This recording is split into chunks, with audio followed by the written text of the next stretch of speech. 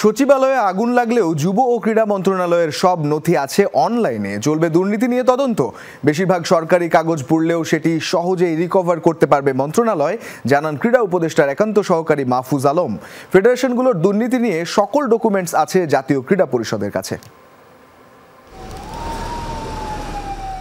আকস্মিক আগুনে পুড়ে গেছে সচিবালয়ের ষষ্ঠ, সপ্তম ও অষ্টম তলার অফিস সমূহের বেশিরভাগ অংশ, যেখানে সবচেয়ে বেশি ক্ষতিগ্রস্ত হয়েছে যুব ও ক্রীড়া মন্ত্রণালয়।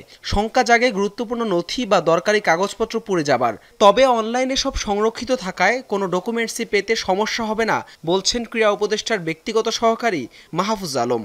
ক্রীড়া মন্ত্রণালয়ের ব্যাপারটা অন্য মন্ত্রণালয়ের চেয়ে আমার কাছে মনে হয় একটু ডিফারেন্ট আছে। এটার একটা বড় রিজন হচ্ছে ডি নথি। সো ডি নথি থাকার কারণে মানে হচ্ছে ফিজিক্যাল নথির বাইরেও আপনার কাছে অনলাইন ভার্সনটা আছে।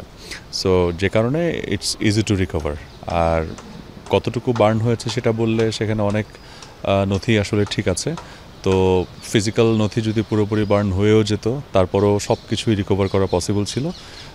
তো যেহেতু ডি নথি আছে যুব ক্রীড়া মন্ত্রণালয়ের, সেই জায়গা থেকে আমরা অন্তত এই মন্ত্রণালয়ের জন্য বলতে পারি যে এই মন্ত্রণালয়ের নথিগত কোনো ধরনের ক্ষয়ক্ষতি আমরা আশঙ্কা করছি না।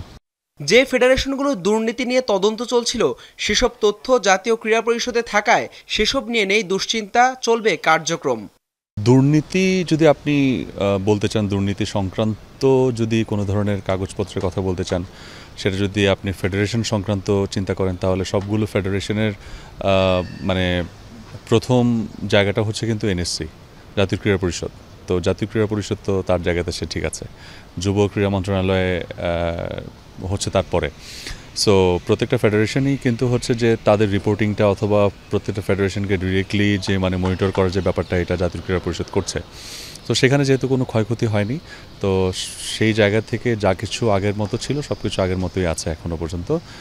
আর সেটা প্রত্যেকটা জায়গাতেই আমরা আমাদের যে চেষ্টা আছে সেটা চেষ্টা থাকবে।